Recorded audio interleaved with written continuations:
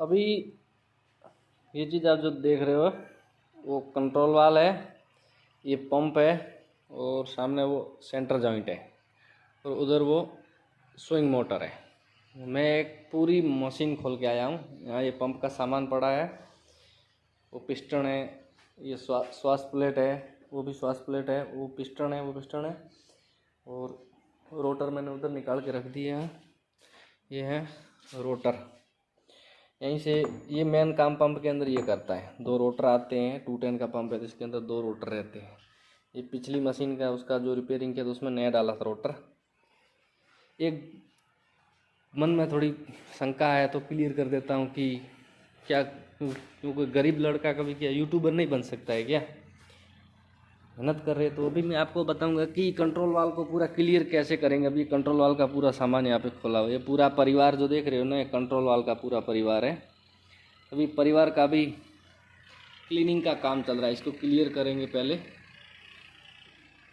शक्ल दिखे या ना दिखे, मेरे को तो मेहनत करनी है, दुनिया से कोई मतलब नहीं है ना। मतलब पहले था ना आज है, मेरे को अपने मेहनत पे भरोसा है कि इसका फल मिलेगा। और हाँ, मेहनत करोगे तो ही आगे कुछ मिलेगा, बिना मेहनत के कुछ नहीं मिलेगा।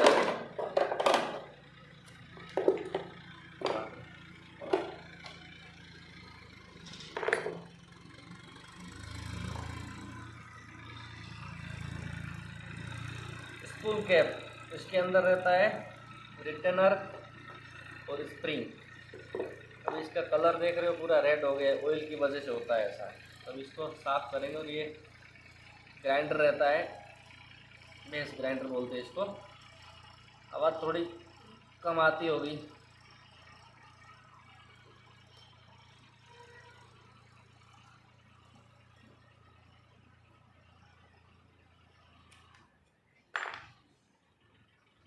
यहाँ से खुलेगा,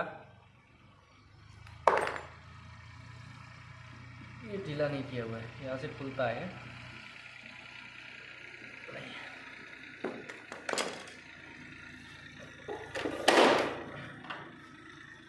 कंपनसेटर बोलते हैं इसको, कंपनसेटर।